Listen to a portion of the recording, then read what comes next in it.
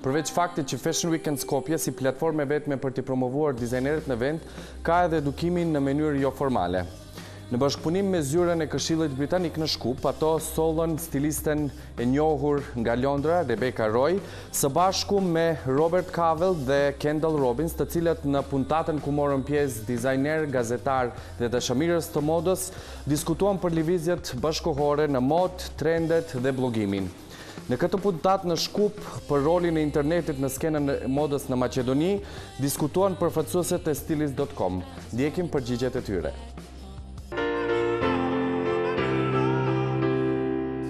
How much do you think that Macedonian bloggers follow the trends? I think a lot of this week I've had the pleasure to work with quite a few Macedonian bloggers, and I think they're really aware of the trends. Most of them are really passionate, they really care about fashion, and I think they take trends into consideration, but then they choose the trends that they like. They create their own edit. Which is good or bad? I think it's good because it creates individuality, and a blog is more personal in a way than a newspaper or a magazine, so it really gives the personal opinion. So if you like that person's style, you can identify more with them. Yeah.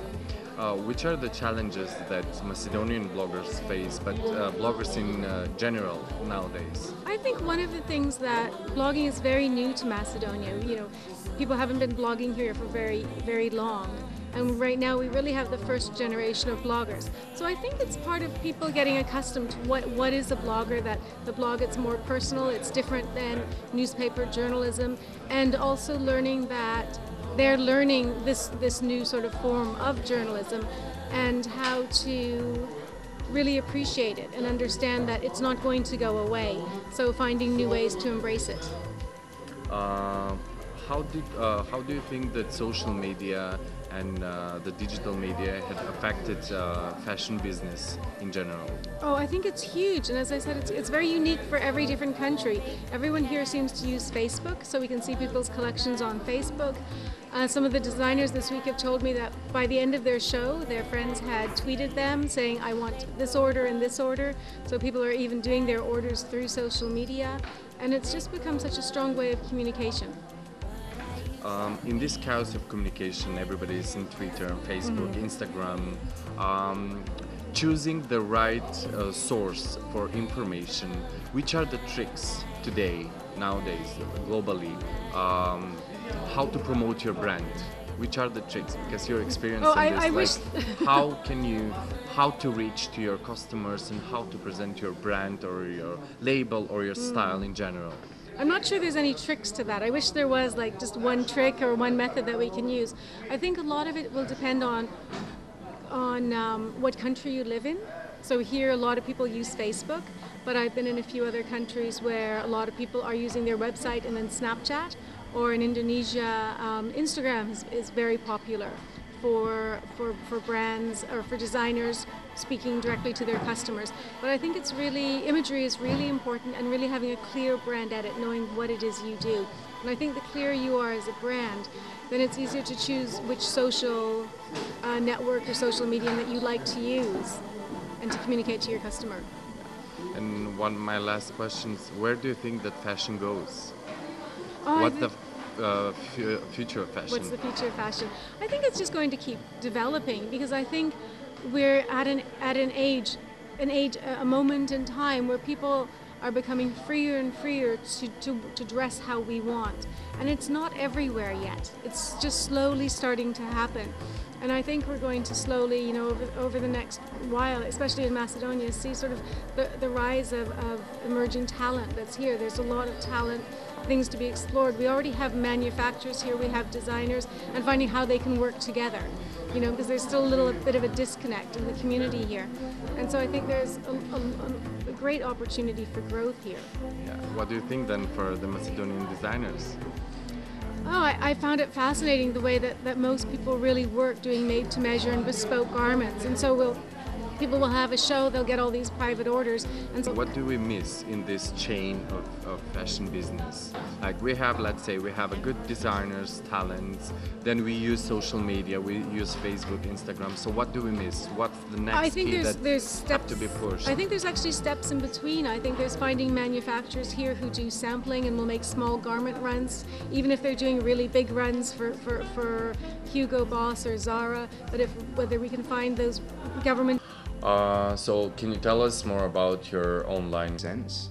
So it doesn't matter where your company's based. You know, if you're from the Middle East, it needs to make sense to a Western market and vice versa. But then there are some cultural challenges. A balance between. About it. Well, this is my first time in Macedonia ever. It's my first time in the Balkans actually. Дека многу малку постојат авторски текстови, дека сета повеќето се копии и дека не толку компетентни лица последниот период значи коментираат околу модата. Каде поточно ги гледате грешките на модното известување и модното блогирање? Проблемот со авторските текстови третирање на македонски дизајнери, воопшто сите оние субјекти што се на дизајнерската сцена е многу стар. Моje сваќање беше, моje мислење е дека со појавата на социјалните мрежи и блоговите и мноштвото на портали ќе се подобри ситуацијата. Во суштина, скоро сите медиуми, особено дигиталните, пишуваат за мода, но најчесто се тоа тие копи-пейст текстови. Многу малку се авторските текстови во смисла на правење интервјуа, правење разговори, анализирање, правење на истражувачки приказни кои што се поврзани со модата. Значи се сведува само на соопштувања и информирања за одредени настани без малку поголема анализа. Кои се предизвиците на модните новинари денес, што се однесуваат до информирањето и пишувањето на модни текстови или пласирањето на информации за модата?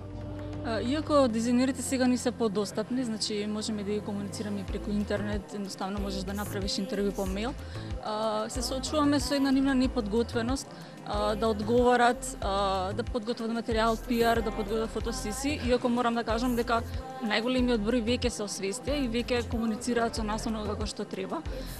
Понатака се соочуваме со недостатокот од настани, значи мораме ние да правиме бродски теми, да правиме во периоди кога нема ништо, да правиме интервјуа, да промовираме луѓе.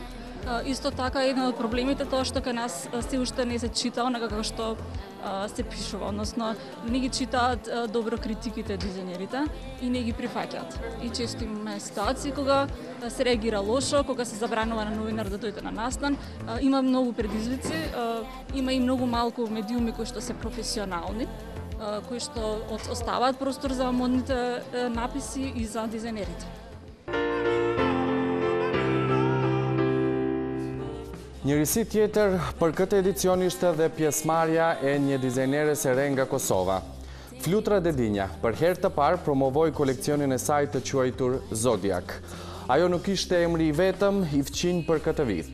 Ndjekim intervistën dhe magjin që solli Flutra Dedinja në Fashion Weekend Skopje. Koleksioni mban emrin Zodiak. Më thuaj cili ishte inspirimi kryesor dhe sa kohë të është dashur ndoshta gjetë përfundimi i këtyre kreacioneve dhe kësaj sfilate sonte? Në momentin kur e kom marrë ftesën prej Skopje Fashion Weekend, kom vendos me bo një koleksion enkas për këtë mbrëmje. Edhe kom mendu se çfarë teme mundet me pasëm se ma kanë kërku temën, edhe atëherë kom mendu që kur unë dizajnoj për klientat e mi, mendoj për karakterin e tyne, për stilin e tyne, do të thotë unë punoj për personalitetin e një klientit tim, prandaj kom vendos me quajt një Zodiak, për shkak se përderisa unë i përshtatem, ka njëherë edhe mendoj për shajën e tyne, kështu që më ka duke arsyeshme me quajt Zodiak. Edhe i kam prezentu 12 shaja. Është hera e parë që merr pjesë në një eveniment në Maqedoni, do të thënë siç është Fashion Weekend Skopje. Më thuaj, a ke pasur rastin që të ndjekësh koleksione tjera të cilat janë prezantuar ditët e kaluara apo jo? Jo, për shkak se unë jetoj në Prishtinë edhe kam qenë në zonën me koleksione, prandaj edhe nuk kam qenë shumë s'kom pas kohë të lirë me ndjek këtu.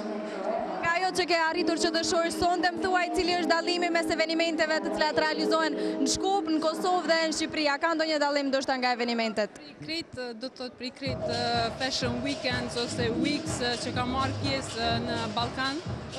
Kjo është një prej Fashion Weeks ose Weekends të cilat unë i vlerësoj shumë mas pari për organizimin. Jo më do shumë e kënaqur në kjo shihet prej relaksimit tënë, se s'kam qenë as stresuar, si gjithçka ka shku me rregull, edhe i falenderoj shumë.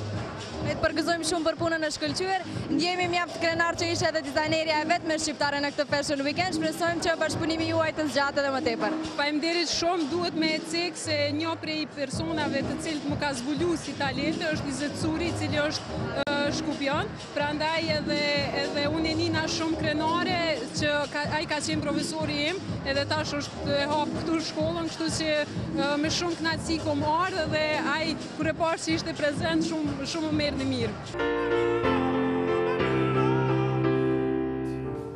Të dashur shikues, u munduam sonte që t'ju sjellim atmosferën dhe magjinë e krijuar në javën e modës në Shkup. Dhe njëherë dua të falenderoj organizatorët për bashkëpunimin e shkëlqyer që kemi çdo vit. Me shpresë që çdo vit ky manifestim do të ecë lart e më lart. Faleminderit për vëmendjen tuaj dhe deri javës tjetër, mirëmbëjtje.